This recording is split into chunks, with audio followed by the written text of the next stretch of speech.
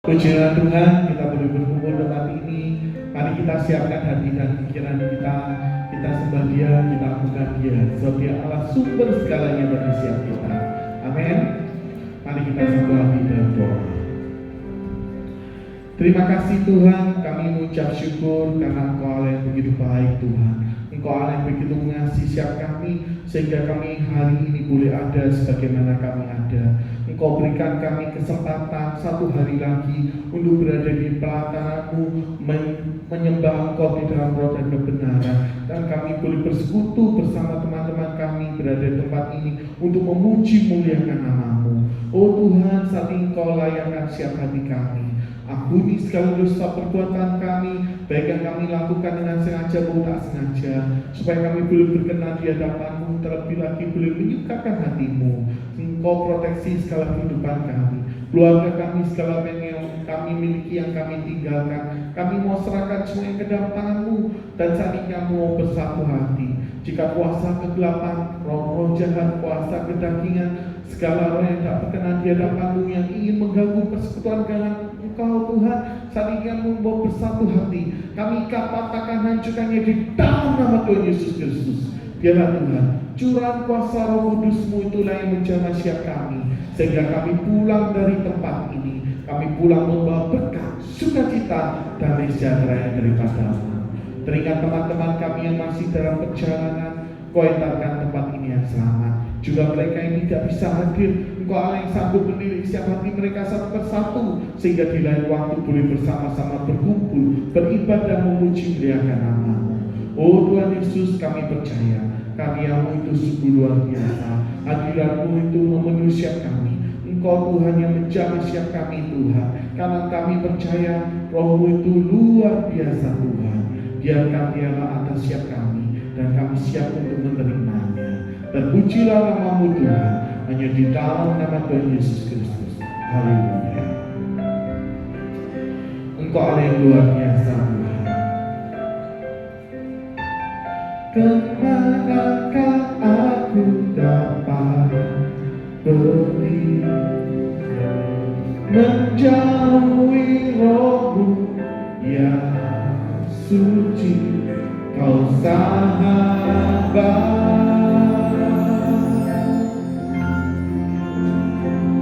dan Kau dekat.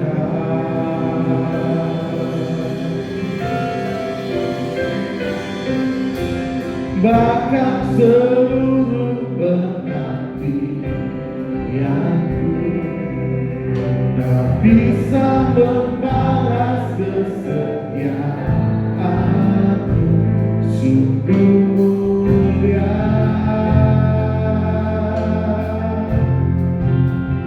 dan berharga, sungguh besar pengorbanan-Mu bagiku, terlalu dalam untuk dimengerti. Sungguh besar,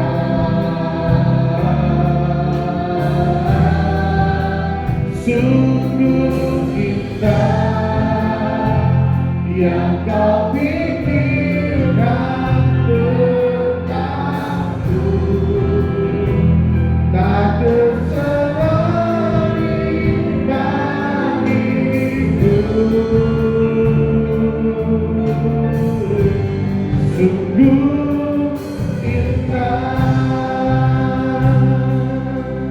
Kemanakah aku dapat pergi? Kemanakah aku dapat pergi, menjauhi Roh-Mu yang suci, Kau sahabat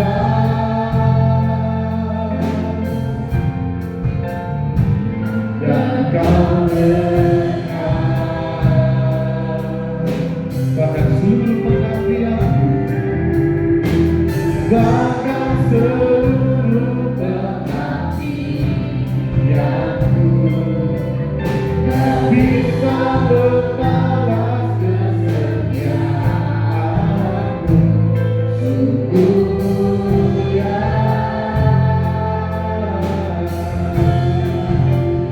dan berharga.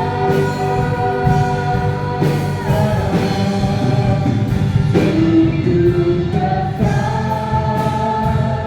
pengorbananmu bagiku, terlalu dalam untuk dimengerti.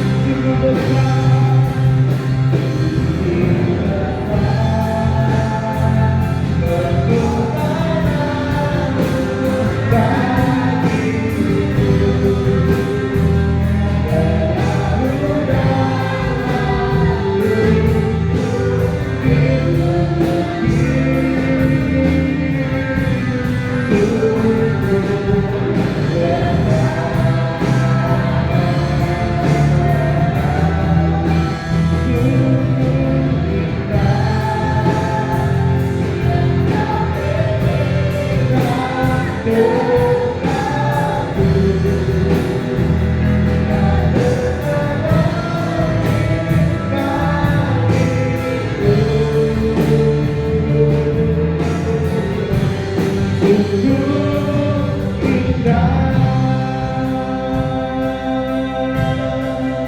bahkan seluruh pengabdianku, bahkan seluruh pengabdianku, tak bisa berbalas kesetiaanku. Kau mulia dan berharga.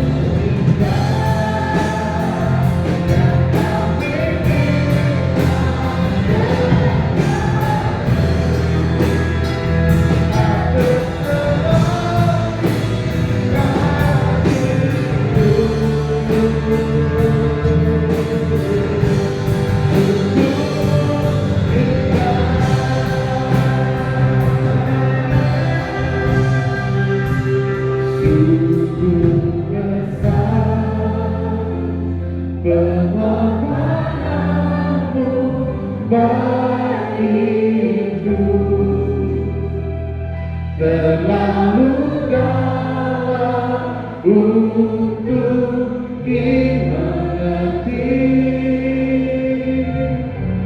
Sungguh besar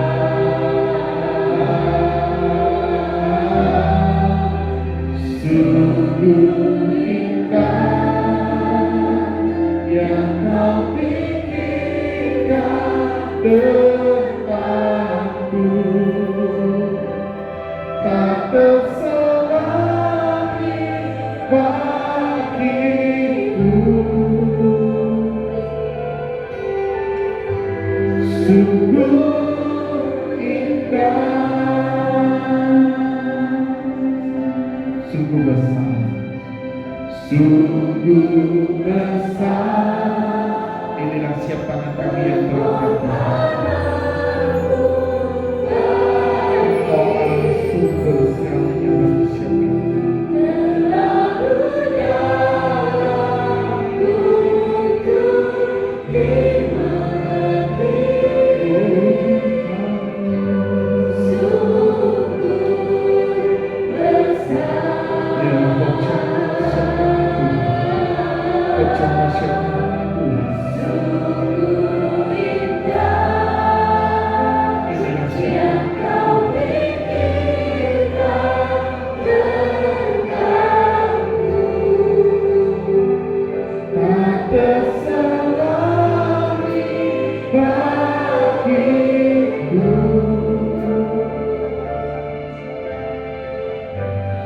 Sungguh indah,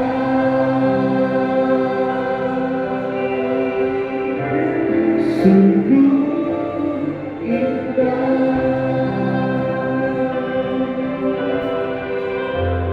sungguh indah.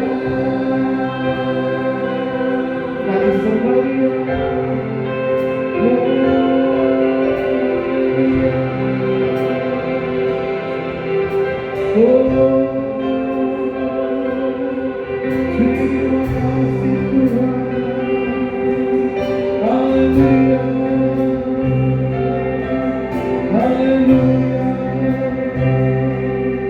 Oh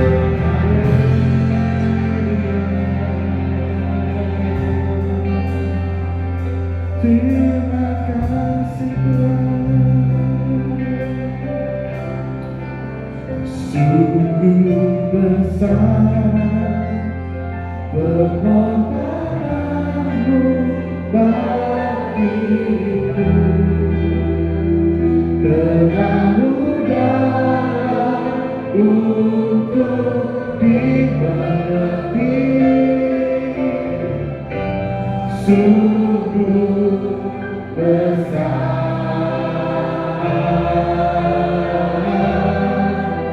sungguh indah yang kau pikirkan tentangku, tak terselami bagiku.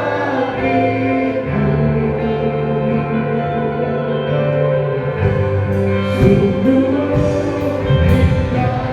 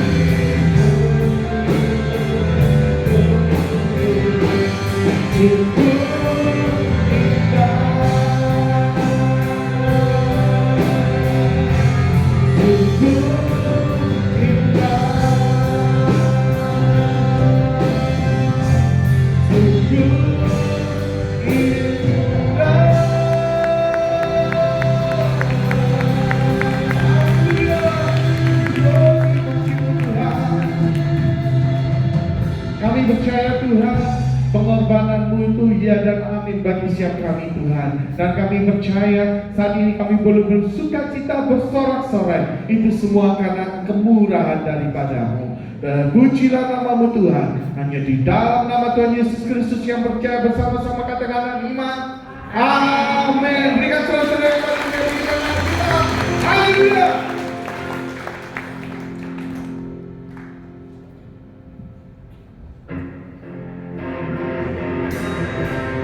Mari kita semua tutup doa dan kepala kita.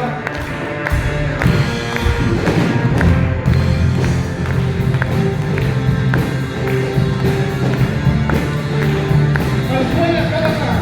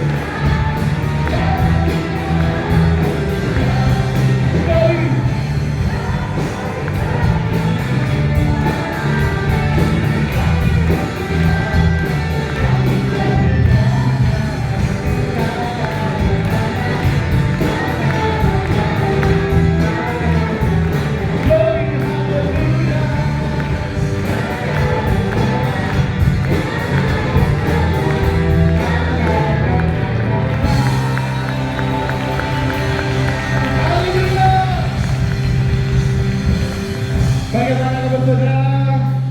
Luar biasa. Bagaimana kabar saudara? Bagaimana Tuhan Allah kita? Dahsyat men. Berikan suasana yang paling beri untuk Tuhan Allah kita. Sudah kita akan diberkati oleh firman Tuhan.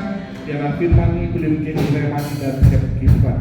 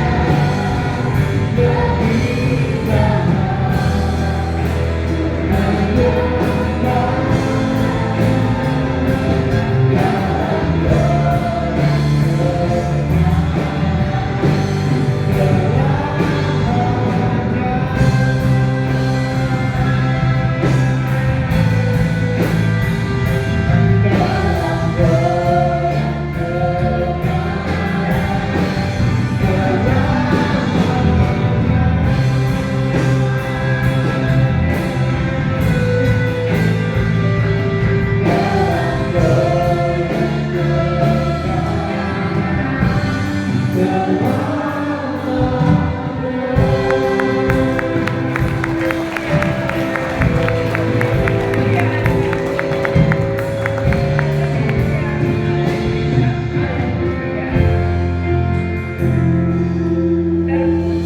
nama Tuhan sekarang dan untuk selama-lamanya.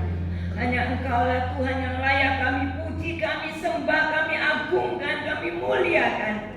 Karena Tuhan yang hidup dan Tuhan yang berkuasa atas hidup kami. Tuhan yang mengatur setiap perjalanan hidup kami. Kami ada sampai hari ini semua karena kemurahan Tuhan.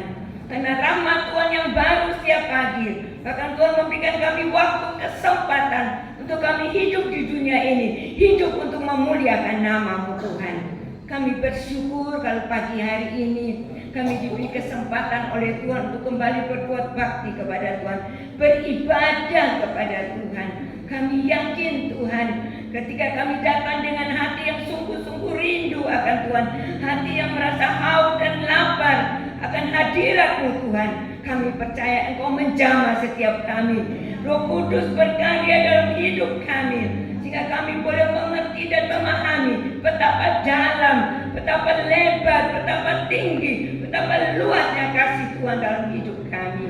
Dan pagi hari ini pujian yang kami naikkan, kami percaya pujian kami boleh berkenan dan menyenangkan hati Tuhan, dan membawa kehadiran Tuhan di tengah-tengah kami, memberkati setiap kami Bapa. Hati kami itulah telah Tuhan siapkan Bapa dengan urapan Roh Kudus, sehingga ketika nanti kami menerima kebenaran firman Tuhan, hati kami telah siap untuk mendengar, untuk menerima, untuk merenungkan, dan kami juga diberikan kemampuan untuk melakukan setiap kebenaran firman Tuhan.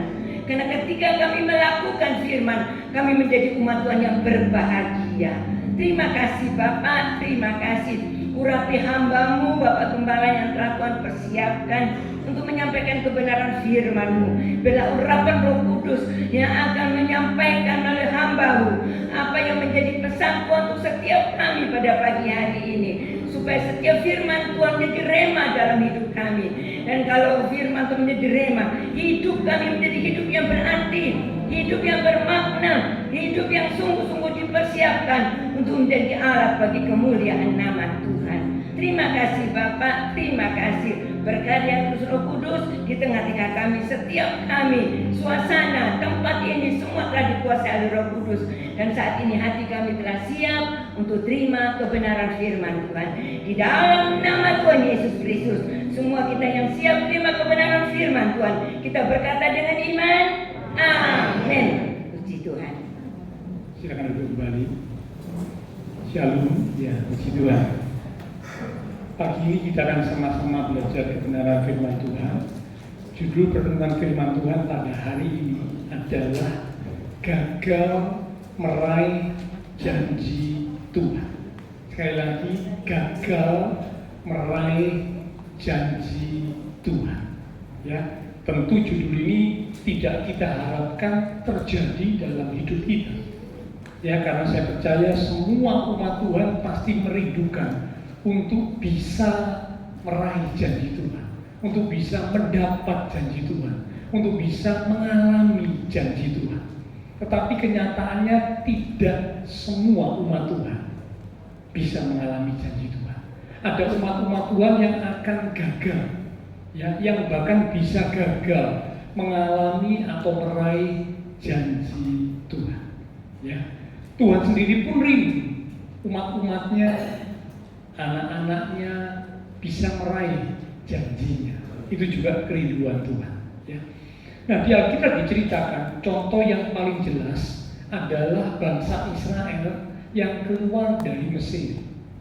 Mereka dibawa oleh Tuhan melalui kepemimpinan Musa untuk keluar dari Mesir dengan tanda-tanda ajaib yang luar biasa. 10 tulah Tuhan turunkan atas orang Mesir, supaya apa? Orang Mesir akhirnya melepaskan bangsa Israel, mengizinkan bangsa Israel keluar dari perbudakan di Mesir. Dan memang akhirnya setelah 10 tulah terjadi, ya, bangsa Israel bisa keluar meninggalkan Mesir dengan tujuan yang paling utama, dibawa oleh Tuhan menuju ke tanah perjanjian, tanah Kanaan. Itulah janji Tuhan buat Israel setelah mereka keluar dari Mesir. Tetapi kenyataannya, faktanya, orang-orang Israel yang keluar dari Mesir, mereka tidak bisa mendapat janji Tuhan. Hanya 2 orang saja yang bisa masuk ke tanah Kanaan, tanah perjanjian, yaitu Yosua dan Kaleb. Selebihnya mereka mati di padang gurun. Ya, Yosua, Kaleb, dan generasi berikutnya, ya, generasi-generasi yang tidak melihat mujizat Tuhan melalui 10 tulah, itulah yang justru bisa masuk tanah perjanjian. Tapi mereka-mereka yang melihat dan mengalami mujizat Tuhan, 10 tulah dinyatakan atas Mesir, sebagian besar mereka justru tidak bisa masuk tanah perjanjian, tidak bisa meraih janji Tuhan. Apakah sebabnya? Mari kita akan lihat dari 1 Korintus pasal yang ke-10 di ayat yang pertama mulai sampai dengan ayat yang ke-11. 1 Korintus pasal 10 ayat yang pertama mulai sampai dengan ayat yang ke-11. Judul perikop Israel sebagai suatu peringatan. Aku mau supaya kamu mengetahui, saudara-saudara, bahwa nenek moyang kita, yaitu bangsa Israel yang keluar dari Mesir, semua berada di bawah perlindungan awan, maksudnya tiang awan, perlindungan Tuhan. Dan bahwa mereka semua telah melintasi laut, bisa menyeberang laut, ya, melalui laut yang sudah dikeringkan oleh kuasa Tuhan. Untuk menjadi pengikut Musa, mereka semua telah dibaptis dalam awan dan dalam laut. Mereka semua makan makanan rohani yang sama, dan mereka semua minum minuman rohani yang sama, sebab mereka minum dari batu karang rohani yang mengikuti mereka, dan batu karang itu ialah Kristus. Tetapi sungguh pun demikian, Allah tidak berkenan, sekali lagi, Allah tidak berkenan kepada bagian yang terbesar dari mereka, karena mereka ditewaskan di padang gurun. Semuanya ini telah terjadi sebagai contoh bagi kita untuk memperingatkan kita, warning, supaya jangan kita menginginkan hal-hal yang jahat seperti yang telah mereka perbuat. Hal-hal jahat apa yang dilakukan bangsa Israel? Ayat 7. Dan supaya jangan kita menjadi penyembah-penyembah berhala. Ternyata Israel suka menyembah berhala. Sama seperti beberapa orang dari mereka, seperti ada tertulis, maka duduklah bangsa itu untuk makan dan minum, kemudian bangunlah mereka dan bersukaria. Ini peristiwa saat patung anak lembu emas didirikan oleh bangsa Israel. Ayat 8. Janganlah kita melakukan percabulan seperti yang dilakukan oleh beberapa orang dari mereka, sehingga pada satu hari telah tewas 23.000 orang. Dan janganlah kita mencobai Tuhan seperti yang dilakukan oleh beberapa orang dari mereka, sehingga mereka mati dipagut ular. Dan janganlah bersungut-sungut seperti yang dilakukan oleh beberapa orang dari mereka, sehingga mereka dibinasakan oleh malaikat maut. Semuanya ini telah menimpa mereka, menimpa bangsa Israel sebagai contoh, dan dituliskan untuk menjadi peringatan bagi kita yang hidup pada waktu di mana zaman akhir telah tiba. Amin. Jadi Rasul Paulus menuliskan kepada jemaat di Korintus waktu itu, tapi bagian ini juga Tuhan menyampaikan, mengingatkan kepada setiap kita, karena jemaat Korintus waktu itu sudah mereka mulai terjadi perpecahan, perselisihan di dalam jemaat Korintus. Yang satu bilang aku dari golongan Apolos, yang satu bilang aku dari golongan Paulus, dan banyak perselisihan-perselisihan yang lain yang mulai muncul, sehingga mereka menjadi umat-umat yang tidak berkenan di hadapan Tuhan karena adanya dosa perpecahan, dosa percabulan, dan lain sebagainya.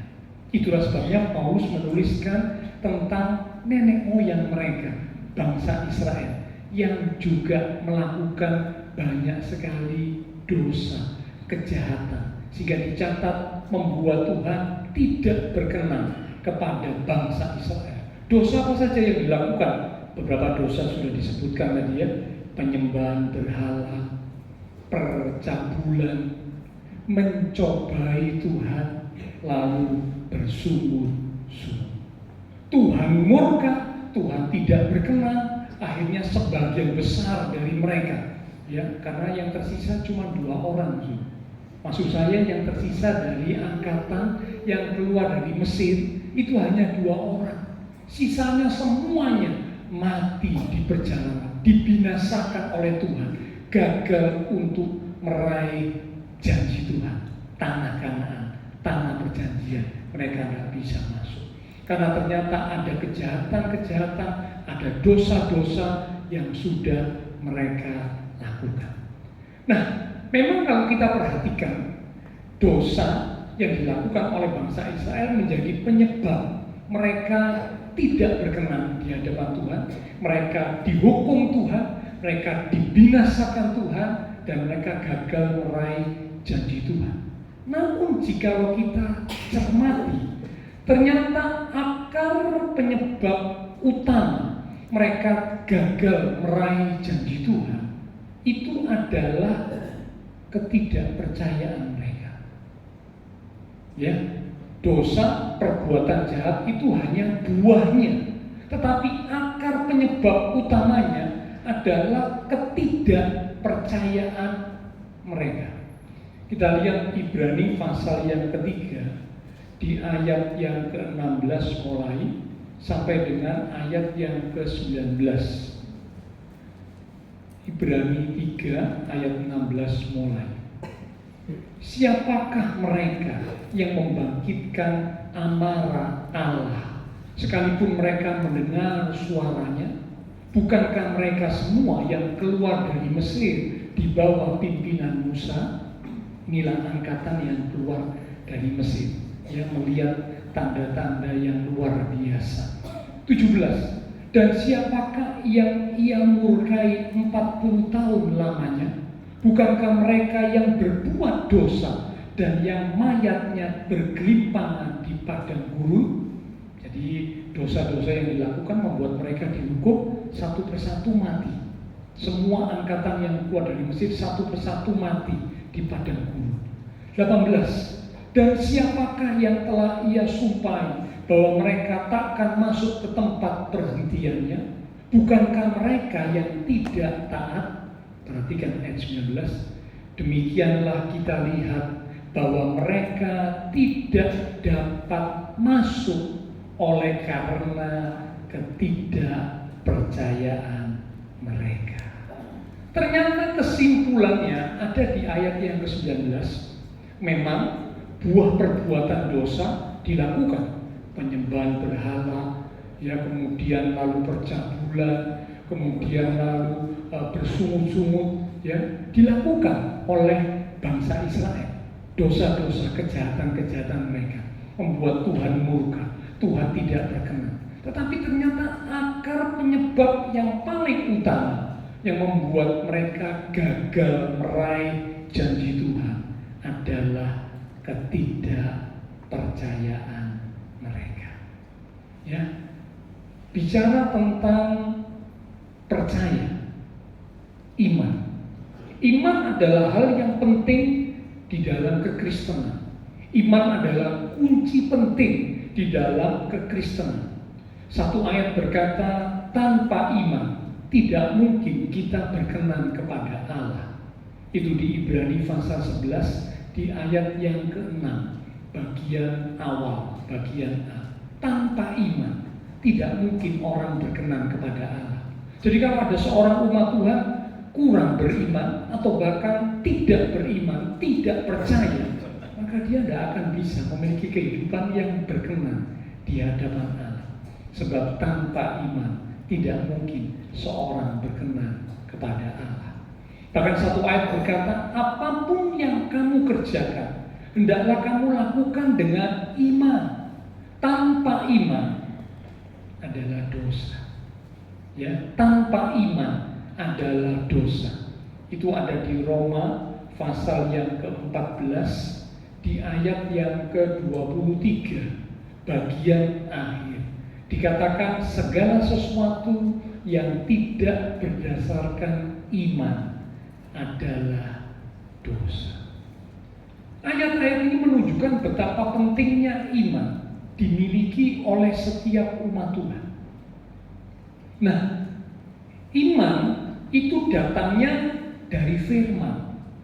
Roma pasal 10 di ayat yang ke-17 dikatakan, Roma 10 ayat 17, iman timbul dari mendengar firman Tuhan.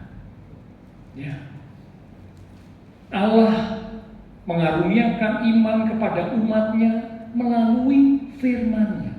Ketika firman disampaikan, didengar oleh umat Tuhan, maka firman itu menimbulkan, membangkitkan, menguatkan iman umatnya. Tetapi perhatikan, iman tidak timbul secara otomatis. Iman tidak menjadi kuat secara otomatis. Mendengar firman Tuhan juga tidak otomatis menimbulkan iman. Belum tentu. Bangsa Israel, mereka mendengar firman Tuhan berulang kali. Ketika mereka ada di Mesir, ketika mereka sudah keluar dari Mesir, ketika mereka berada di perjalanan di padang gurun menuju tanah perjanjian sesuai janji Tuhan, mereka berulang kali dengar firman Tuhan. Tapi sekali lagi, mendengar firman Tuhan tidak otomatis menimbulkan iman. Memang mendengar firman akan membangkitkan iman, tetapi ketika seorang umat Tuhan mendengar firman, tidak otomatis langsung menimbulkan iman, langsung membangkitkan iman. Tidak. Karena ternyata bagaimanakah respon setelah umat Tuhan mendengar firman, itulah yang akan menentukan apakah iman umat Tuhan dibangun, iman umat Tuhan dikuatkan, diteguhkan, atau tidak. Sekali lagi, ya, iman memang timbul dari mendengar firman. Tetapi mendengar firman bukanlah otomatis membuat seorang umat Tuhan pasti memiliki iman. Belum tentu. Dibuktikan Israel yang sudah berulang kali mendengar firman Tuhan, tapi mereka tidak percaya. Mereka gagal meraih janji Tuhan. Respon setelah mendengar firman sangat menentukan apakah umat Tuhan memiliki iman. Imannya bertumbuh, imannya jadi kuat, imannya jadi dewasa, ditentukan oleh respon setelah mendengar firman Tuhan. Tuhan Yesus memberikan perumpamaan. Di Matius ada, Markus ada, Lukas ada, tentang penabur benih. Ya, ada seorang penabur yang menabur benih. Ada sebagian yang jatuh di pinggir jalan. Ada sebagian lagi yang jatuh di tanah yang berbatu-batu. Ada lagi yang jatuh di tanah yang bersemak duri. Namun ada pula yang jatuh di tanah yang baik. Benih yang ditaburkan dalam perumpamaan yang Tuhan Yesus berikan itu bicara tentang benih firman. Benih firman yang ditaburkan. Tanah yang menerima itu bicara tentang hati, sikap hati, respon setelah menerima atau mendengar benih firman itu ditaburkan. Ya, nah karena itu mari kita akan lihat ciri tanah hati yang baik. Karena yang bisa membuat benih firman itu bertumbuh hanya benih firman yang ditaburkan dan jatuh di tanah hati yang baik. Tetapi di tanah jenis yang lain, benih itu tidak bisa bertumbuh dengan baik.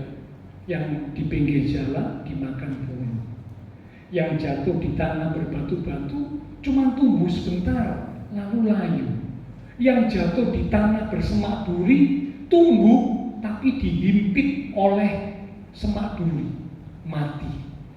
Hanya yang jatuh di tanah yang baik, itulah yang bisa membuat benih itu bertumbuh dengan baik. Nah, tanah ini bicara tentang hati, sikap hati, respon setelah benih firman itu ditaburkan. Itulah yang bisa berbuah, bertumbuh. Nah, sekarang kita akan lihat saudara ya, ciri tanah hati yang baik yang seharusnya dimiliki oleh umat-umat Tuhan. Sehingga ketika benih firman Tuhan itu ditaburkan, benih firman Tuhan itu boleh menimbulkan iman, membangkitkan iman, menguatkan iman, mendewasakan iman. Tanah hati yang bagaimanakah? Yang pertama, kita lihat dari Injil Matius pasal yang ke-13 di ayat yang ke-23. Matius pasal 13 di ayat yang ke-23. Di situ dikatakan, yang ditaburkan di tanah yang baik ialah orang yang mendengar firman itu dan mengerti. Dan karena itu ia berbuah. Ada yang 100 kali lipat, ada yang 60 kali lipat, ada yang 30 kali lipat. Yang pertama, sikap hati umat Tuhan yang membuat imannya bisa bertumbuh setelah mendengar firman adalah umat Tuhan yang ketika sesudah mendengar firman dikatakan mengerti. Mengerti. Ini bicara tentang umat Tuhan yang belajar untuk mengerti, belajar untuk memahami apa yang Tuhan mau dalam hidupnya. Ada umat Tuhan yang dengar firman berulang kali, namun tidak pernah bisa mengerti, tidak pernah bisa memahami apa yang Tuhan mau dalam hidup saya. Tidak bisa mengerti. Ada umat Tuhan yang seperti itu. Ya, tidak heran karena mereka tidak bisa mengerti, mereka sulit untuk memahami apa yang Tuhan mau dalam hidupnya, meskipun sudah mendengar firman berulang kali, mereka akhirnya gagal meraih janji Tuhan. Karena bagaimana imannya bisa bangkit, imannya bisa bertumbuh, imannya bisa kuat, imannya bisa dewasa kalau tidak ngerti firman. Dengar firmannya berulang kali, tapi tidak pernah bisa menangkap dan mengerti apa yang Tuhan mau dalam hidupnya. Bapak Ibu Saudara, sebagai umat-umat Tuhan, kita perlu memiliki sikap hati yang rindu untuk belajar, mengerti apa yang Tuhan mau dalam hidup kita. Atau secara pribadi, apa yang Tuhan mau dalam hidup saya. Ketika firman disampaikan, apa ya? Melalui firman yang saya dengar, melalui firman yang saya baca, apa yang Tuhan mau dalam hidup saya ini apa? Apa hal yang perlu diubah? Apa hal yang perlu diperbaiki dalam hidup saya? Supaya saya boleh melakukan apa yang Tuhan mau dalam hidup saya. Ini yang penting yang pertama, ya. Jadi iman seorang umat Tuhan akan bisa bertumbuh ketika mendengar firman. Sesudah mendengar firman, bukan hanya sekedar mendengar, namun belajar untuk mengerti, belajar untuk memahami apa yang diterima melalui firman itu, apa yang Tuhan mau dalam kehidupannya. Yang kedua, tanah hati yang baik, ya, yang dicatat dalam Injil Markus pada pasal yang ke-4 ayat yang ke-20. Markus pada pasal yang ke-4 di ayat yang ke-20. Dan akhirnya yang ditaburkan di tanah yang baik ialah orang yang mendengar. Sekali lagi tentunya harus mendengar lebih dahulu, ya, dan menyambut firman itu lalu berbuah. Ada yang 30 kali lipat, ada yang 60 kali lipat, dan ada yang 100 kali lipat. Yang kedua, sikap hati yang perlu dimiliki oleh umat Tuhan ketika sudah mendengar firman. Kalau yang pertama, menangkap, mengerti, memahami apa yang Tuhan mau melalui firman yang sudah disampaikan itu, nangkep, mengerti, oh Tuhan mau saya lakukan ini, Tuhan mau saya berubah seperti ini. Nangkep, ngerti apa yang Tuhan mau. Yang kedua adalah setelah mendengar firman harus menyambut firman. Terjemahan lain berkata menerima dengan hati yang terbuka. Sambil berkata firman ini memang buat saya. Ada umat Tuhan kalau mendengar firman dia langsung berkata, firman itu cocoknya buat si A, firman itu cocoknya buat si B, atau mungkin dia senggol orang yang di sebelahnya, entah itu istrinya, entah itu suaminya, disenggol, rumokno, itu loh kejaran. Ya, dengarkan, itu buat kamu. Ya, firman itu buat kamu, supaya kamu berubah, supaya kamu bertobat.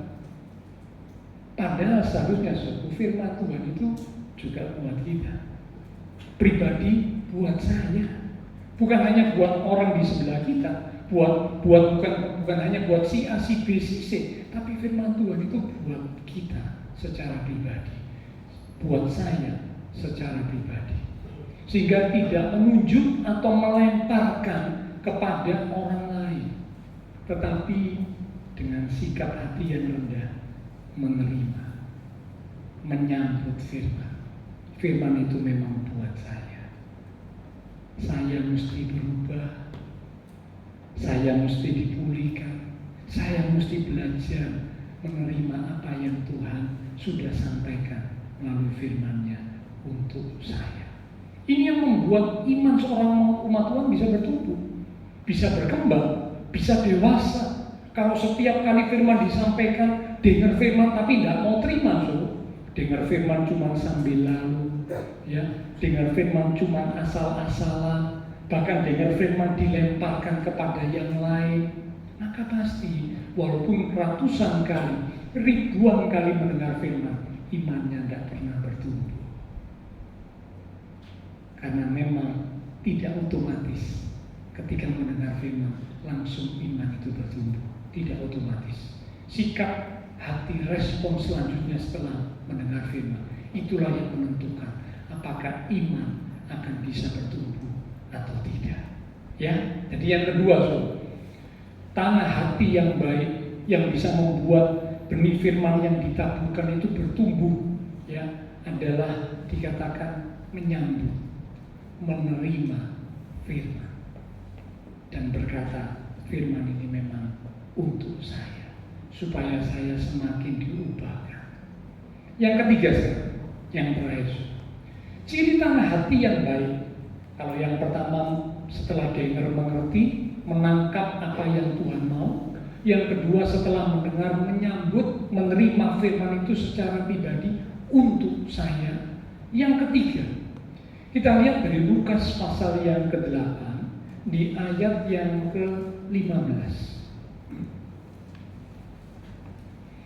Injil Lukas pada pasal yang ke-8 di ayat yang ke-15. Yang jatuh di tanah yang baik itu ialah orang yang setelah mendengar firman itu, menyimpannya dalam hati yang baik dan mengeluarkan buah dalam ketekunan.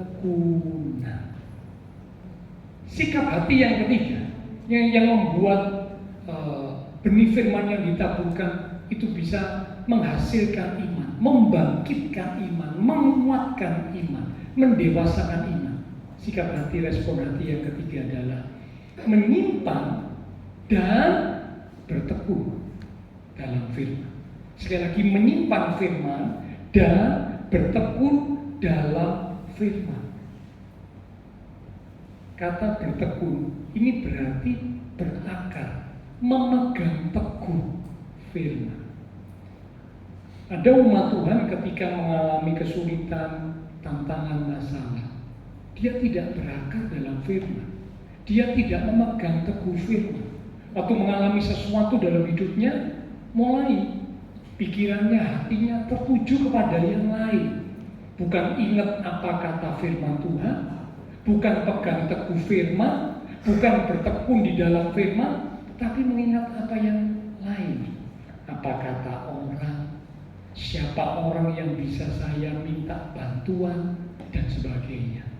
Sehingga akhirnya firman Tuhan tidak bertumbuh, imannya tidak jadi kuat, imannya tidak jadi teguh. Ada masalah, ada kesulitan, ada sesuatu terjadi, imannya drop, imannya down. Karena dia tidak bertekun di dalam firman. Tuhan inginkan supaya setiap kita sebagai umat-umat Tuhan tetap bertekun di dalam firman, bertahan di dalam firman, memegang teguh firman, apapun yang Tuhan izinkan terjadi, ya, sehingga iman kita tidak goyah, justru iman kita semakin kuat di dalam Tuhan. Saudara ingat kisah Abraham. Abraham di dalam kehidupannya dia mendapat janji dia akan memiliki anak, ya. Namun anak yang dijanjikan tidak kunjung hadir dalam hidupnya. Sempat Abraham melakukan kesalahan ketika Sarah istrinya menyodorkan Hagar sehingga lahirlah Ismail. Tapi kemudian Abraham sadar, ya, dia kembali ke jalan Tuhan, ya, dia kembali percaya kepada Tuhan, ya.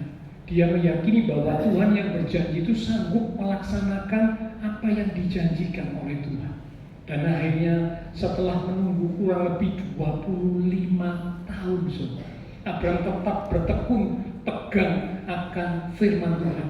Setelah 25 tahun lahirlah Ishak. Penantian yang panjang, ya, menunggu yang cukup lama, waktu yang sangat lama dialami oleh Abraham untuk bisa mendapat atau meraih janji Tuhan, kehadiran seorang anak. Namun Abraham tidak goyah. Dia tetap percaya, dia tetap bertekun di dalam firman, dalam iman. Ya, satu ayat berkata, meskipun tidak ada dasar untuk berharap, namun Abraham tetap berharap. Meskipun dia melihat bahwa secara manusia, ya, tubuhnya sudah jadi lemah, rahim istrinya sudah tertutup, tidak ada dasar lagi untuk berharap. Apa gunanya berharap kalau tubuh sudah lemah, rahim istrinya juga sudah tertutup? Tidak mungkin janji Tuhan bisa digenapi secara pikiran manusia. Tapi Abraham tetap berharap, Abraham tetap percaya. Itulah sebabnya layak Abraham disebut sebagai bapak orang percaya, bapak orang beriman. Karena dia bisa tetap bertekun memegang janji Tuhan. Dia tetap bisa bertekun, ya, memegang firman perkataan Tuhan sampai akhirnya janji Tuhan digenapi dalam hidupnya. Ya, jadi itulah 3 sikap hati yang perlu dimiliki oleh setiap umat Tuhan. Bukan hanya sekedar mendengar firman. Kalau sekedar mendengar firman tapi tidak memiliki 3 sikap hati di situ, maka firman itu tidak akan menimbulkan atau membangkitkan iman. Boleh dengar firman ratusan kali, ribuan kali, tapi kalau tidak punya 3 sikap hati yang kita sudah belajar bersama, imannya tidak akan bertumbuh. Ya, karena iman yang bertumbuh itu tidak otomatis langsung dengar firman langsung imannya bertumbuh, tidak. Karena harus ada 3 sikap hati yang dimiliki. Yang pertama, belajar untuk mengerti apa yang Tuhan mau. Setelah dengar firman, cari tahu, pahami, mengerti apa yang Tuhan mau dari firman yang sudah saya dengar, yang sudah saya terima. Yang kedua, setelah mendengar firman, sambut firman dengan hati yang terbuka, menerima firman dengan hati yang terbuka, ya, menerima firman itu untuk saya, ya, dan bukan melemparkan untuk orang lain, karena kan tiap pribadi punya urusan sendiri-sendiri dengan Tuhan. Ya, jadi tidak perlu nuju-nuju orang lain, buat kamu itu buat kamu, tidak perlu. Tiap pribadi punya urusan dengan Tuhan. Firman itu buat saya, katakan begitu. Ya, firman itu buat saya. Itu tanda menyambut. Sikap hati yang menyambut, menerima firman dengan hati yang terbuka. Dan yang ketiga, setelah mendengar firman, bertekun, bertahan, memegang teguh firman Tuhan. Sehingga tidak mudah digoyahkan lewat masalah, digoyahkan lewat keberhasilan, kesuksesan, ataupun mungkin digoyahkan lewat berbagai macam ajaran-ajaran sesat. Ya, saya sudah sampaikan beberapa kali, akhir zaman akan banyak muncul ajaran-ajaran yang menyesatkan.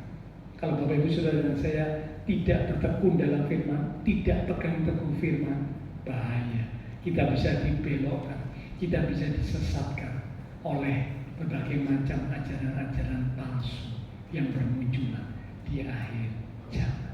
Ya, tanah hati yang baik pasti akan menghasilkan buah sehingga bisa meraih janji Tuhan. Kita akan baca ayat penutup dari kitab Yosua pasal yang pertama di ayat yang ke-8. Setelah ini silakan pelayan mimbar kembali maju ke depan. Yosua pada pasal yang pertama di ayat yang ke-8. Demikian firman Tuhan. Janganlah engkau lupa memperkatakan kitab Taurat ini. Kitab Taurat ini bicara tentang firman Tuhan. Ya. Tetapi renungkanlah itu siang dan malam, diperkatakan, didengar, dipegang, disimpan, direnungkan, supaya engkau bertindak hati-hati. Tujuannya apa? Tujuan memperkatakan firman, megang firman, merenungkan firman. Tujuannya apa? Supaya kalau bertindak, kalau membuat keputusan, mengambil langkah, tindakannya itu hati-hati. Hati-hati dengan patokan apa? Engkau bertindak hati-hati sesuai dengan segala yang tertulis di dalamnya. Ternyata patokan bertindak hati-hati, patokannya itu adalah firman. Sesuai yang tertulis di dalam firman. Bertindaknya sesuai firman. Karena itu penting firman didengar, diperkatakan, diterima, disambut, dipegang, bertekun dalam firman, supaya kalau mau bertindak, mau melangkah, hati-hati, tidak gegabah, tidak sembrono, tidak terburu-buru, tapi bertindak sesuai firman.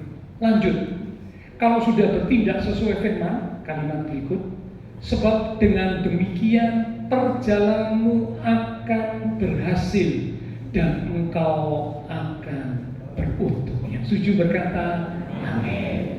Perjalanan akan berhasil beruntung bicara tentang bisa meraih janji Tuhan, bisa menggapai janji Tuhan. Janji Tuhan jadi kenyataan, janji Tuhan terbukti dalam hidup umat Tuhan. Karena apa? Dikatakan tadi memperkatakan firman, megang teguh firman, renungkan firman, melakukan firman, sehingga tindakannya, langkahnya sesuai dengan kehendak Tuhan. Dan kalau sesuai dengan kehendak Tuhan, janji Tuhan pasti tergenapi dalam hidup umat Tuhan. Mari kita akan sama-sama datang kepada Tuhan. Lewat satu pujian kita akan katakan,